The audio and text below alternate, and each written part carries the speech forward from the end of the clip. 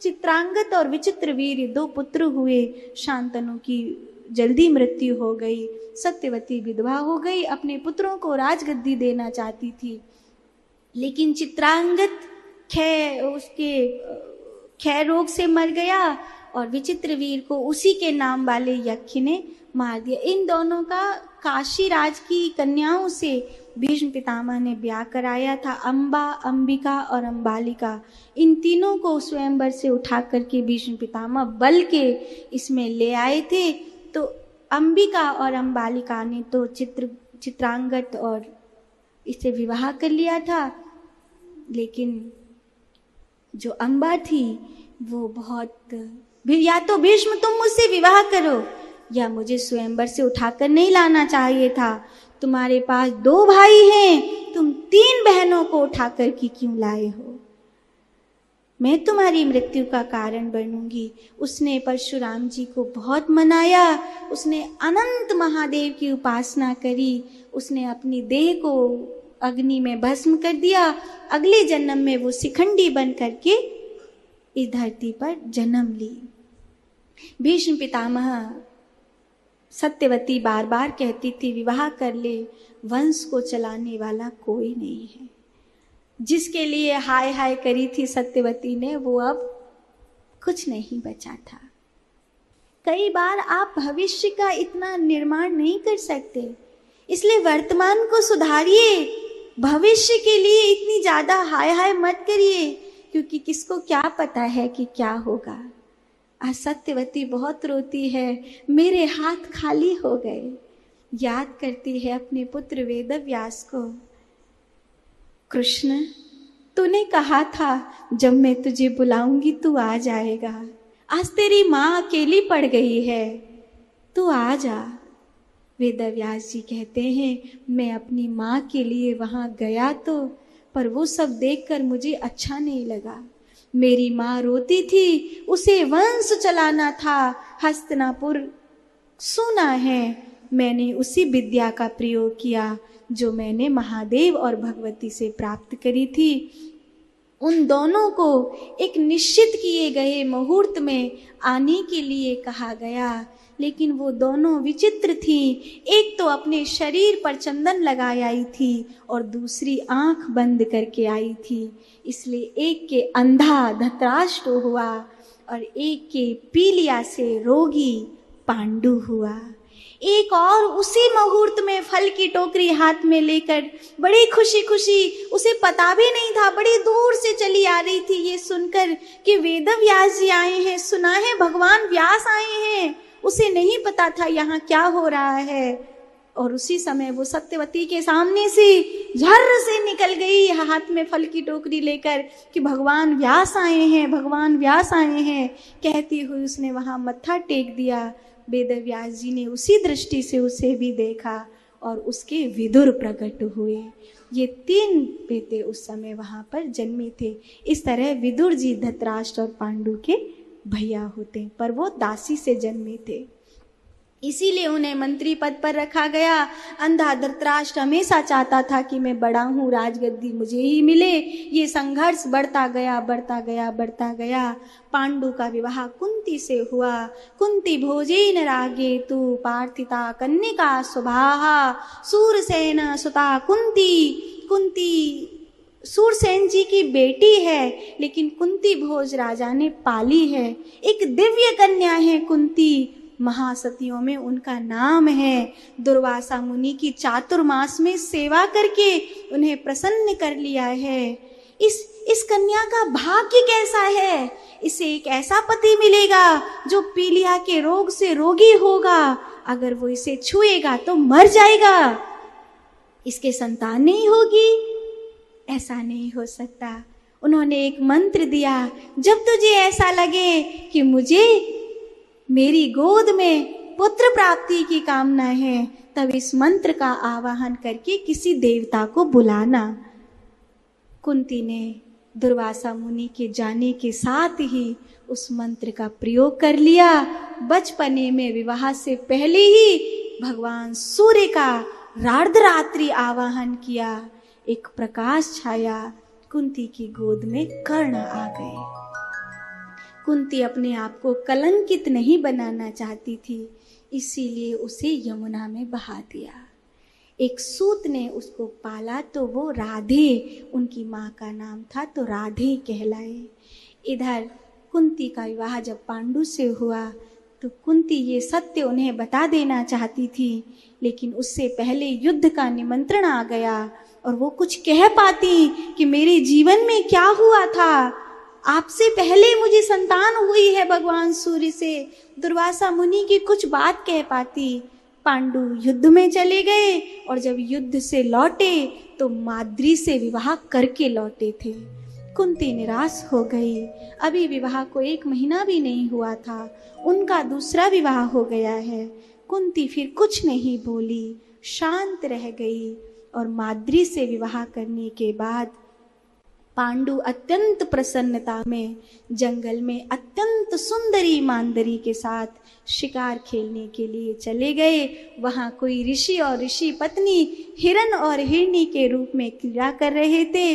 पांडु का बाण उस हिरनी को लगा, वो मर गई। ऋषि ने कहा, देख तूने क्या किया, मुझसे मेरी वामांगी छीन ली। हम दोनों यहाँ जंगल में कितने प्रेम से रहा करते थे, हमारी क्रीड़ा में तूने अनायास ही मेरी पत्नी को मृत्यु दे दी। मैं तुझे श्राप देता हूँ, तू अपनी पत्नी के पास जिस समय जाएगा उसी क्षण तेरी मृत्यु हो जाएगी। पांडु जब लौट के आए तो उन्होंने धृतराष्ट्र को राज दे दिया, क्योंकि अब मैं राजगद्दी पर बैठने के लायक नहीं हूँ। धृतराष्ट्र राजा हो गए। अगर कभी पांडु की संतान होती है तो वो राजा बनेगी, वहां पर ऐसा तय हुआ। लेकिन यह भी तय हुआ कि जिस दोनों भाइयों में से जिसकी संतान पहले होगी वही राजा बनेगी। जल्दी ही गांधार देश के एक राजा की कन्या गांधारी से धृतराष्ट्र का विवाह हो गया। वो अंधे पति के साथ विवाह नहीं करना चाहती थी, लेकिन शकुनी ने हस्तिनापुर का बड़ा राज्य उसको मिलेगा, इसीलिए अपनी बहन का विवाह वहां करा दिया था। लेकिन गांधारी के संतान नहीं हुई और इधर जंगल में रहते हुए पांडु निराशा से घिरे रहते थे। तब कुंती ने उन्हें ये बात बताई। पांडु और कुंती ने साथ मिलकर आवाहन किया। तब भगवान इंद्र से अर्जुन हुए, भगवान वायु से भीम हुए और धर्मराज से युधिष्ठिर जी हुए। माद्री बेचारी चुपचाप सेवा करती रहती थी, क्योंकि उसका तो सब कुछ, उसके पास तो कोई वरदान भी नहीं है। एक दिन वो चुपचाप अकेली बैठी रो रही थी, तो कुंती ने कहा, माद्री तुझे कोई दुख है? माद्री कहती है, नहीं, पर मेरी गोद में कभी कोई संतान नहीं आएगी। कुंती कहती है, हाँ। माद्री ने उस समय कहा, मैं आपके शिष्य बनने के लिए तैयार हूँ, अगर आप मुझे भी इस विद्या का ज्ञान दें। कुंती ने गुरु के रूप में जैसे दुर्वासा मुनि ने उन्हें दिया था, वही ज्ञान माद्री को दिया। माद्री ने पांडु के साथ मिलकर अश्विनी कुमारों का आवाहन किया, जिससे नकुल और सहदेव ये 2 पुत्र जन्मे। 5 पुत्र हो गए। धीरे धीरे जंगल मंगल होने लगा। अब उन्हें किसी की चिंता नहीं थी। सारा संसार जानता था पांडु के पुत्र पहले हुए हैं, क्योंकि गांधारी ने मांस पिंड को जन्म दिया था। वेद व्यास जी ने उस मांस पिंडों को घड़ों में रखा था, जिससे वो मांस पिंड लोथ जो हैं 100 घड़ों में रखने के कारण 100 पुत्रों के रूप में परिणित हो गए थे। पर उनका जन्म तब हुआ था जब पांडव धरती पर आ चुके थे। लेकिन फिर भी धृतराष्ट्र चाहता है कि मेरी ही संतान राजा बने। उसका नाम सुयोधन रखा था, लेकिन उसके कर्म ऐसे होने लगे कि सुयोधन होते होते वो दुर्योधन हो गया। कब वो सुशासन से दुशासन हो गया। बचपन में ही ये गति बदल गई। और एक दिन राजा पांडु सूर्य नारायण को जल चढ़ाया करते थे प्रतिदिन। एक दिन उनकी आंख लग गई, जगे ही नहीं। तो माद्री ने भगवान सूर्य से कहा कि मेरे पति को जग जाने दीजिए, आप ठहर जाइए थोड़ी देर। और जब माद्री ने सूर्य नारायण को देखते हुए कहा रुक जाइए थोड़ी देर, तो कहते हैं सूर्य रुक गया, क्योंकि वो पतिव्रता नारी है।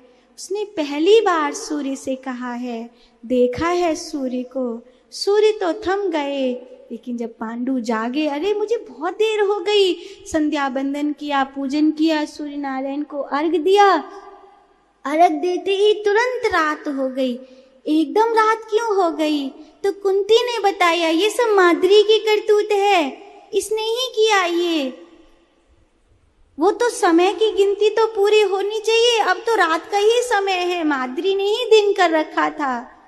पांडु को लगा मेरे पास ऐसी पत्नी है, और पहली बार पांडु ने माद्री को देखा, वो बहुत सुंदर लग रही थी, और पांडु की वहां मृत्यु हो गई। माद्री को लगा मेरे कारण स्वामी की मृत्यु हुई है, और माद्री ने कुंती से कहा मेरे पुत्रों को आप ही संभालिएगा, मैं अब जीना नहीं चाहती। अश्विनी कुमारों से जन्मे नकुल और सहदेव को युधिष्ठिर जी को समर्पित करके माद्री तो सती हो गई पांडु के साथ। कुंती अकेली थी और 5 संतानें उसकी बगल में थी।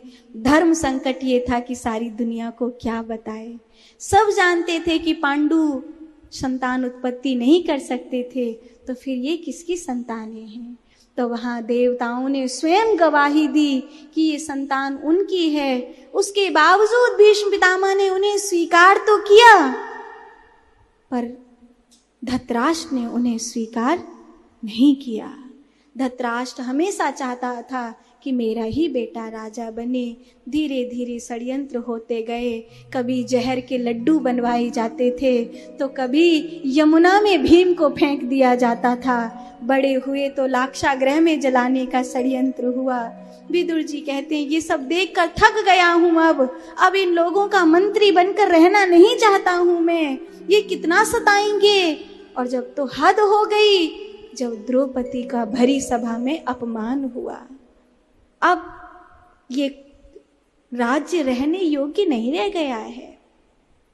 विदुर जी ने मंत्री पद छोड़ दिया, वो तो जंगल में पर्णकुटी बना करके रहने लगे। कृष्ण उनके यहाँ केले के छिलके का भोग लगाने के लिए आए थे। 12 वर्ष पांडवों ने वनवास काटा, अज्ञातवास 1 वर्ष का काट कर सेना को इकट्ठा किया। युद्ध की तैयारी हुई, महाभारत का भयानक युद्ध हुआ। उसमें वेदव्यास जी कहते हैं परम्बा का खप्पर भरा गया था। द्रौपदी ने ही पिछले जन्म में कहा था कि उसका खप्पर भरा जाना चाहिए, वही कौरवों के रक्त से वहां भरा जा रहा था। सब कहते थे युद्ध हो रहा है, पर कृष्ण कहते थे काली का खप्पर भरा जा रहा है। ऐसा युद्ध हुआ। उस युद्ध में देखते देखते हानि कौरवों की हुई तो पांडवों की भी कम नहीं हुई। प्यारा सा अभिमन्यु उस युद्ध में मारा गया। अभिमन्यु की पत्नी उत्तरा गर्भवती है, यही एकमात्र पांडवों के वंश में बालक है। द्रौपदी के 5 पुत्र तो पहले ही मारे गए हैं, अब क्या होगा? वंचितो हम महाराजा हरिणा बंधुरूपिणा ये महपतम तेजो देव विस्मापनम महत। भैया भगवान हमें छोड़कर जाने की तैयारी कर रहे हैं। कुंती ने प्रभु की स्तुति करी। गर्भ में ठाकुर जी ने उत्तरा के गर्भ में उस बालक की रक्षा करी। पाहि पाहि महायोगिन देव देव जगतपते नान्यं त्वद्भयं पश्ये यत्र मृत्यु परस्परम। उस समय कुंती जानती थी कि बाद भगवान ने मेरे वंश को बचाया है। नमः पंकज नाभाय नमः पंकज मालिने नमः पंकज नेत्राय नमस्ते पंकजांगये। कुंती ने भगवान की स्तुति करी। भीष्म पितामह शिखंडी के आगे हार गए थे। अर्जुन के बाणों की सैया पर पड़े हुए भीष्म पितामह कृष्ण का इंतजार कर रहे थे। उत्तरायण आ गया है, मकर संक्रांति का दिन है। कृष्ण अब मैं जाना चाहता हूँ, मैं अपनी मृत्यु का आवाहन करता हूँ। 400 वर्ष जीने के बाद इन 3 पीढ़ियों में हुए संग्राम को देखने के बाद भीष्म पितामह कहते अब थक गया, अब कृष्ण अपना बना लो। बहुत देख लिया, बहुत झेल लिया, बहुत दुख पा लिया। एक गाय क्या चुराई थी, पूरी जिंदगी चोरों के पीछे भागता रहा हूं। अब कृष्ण अपना बना लो। अब मैं वापस अपनी योनि में जाना चाहता हूं।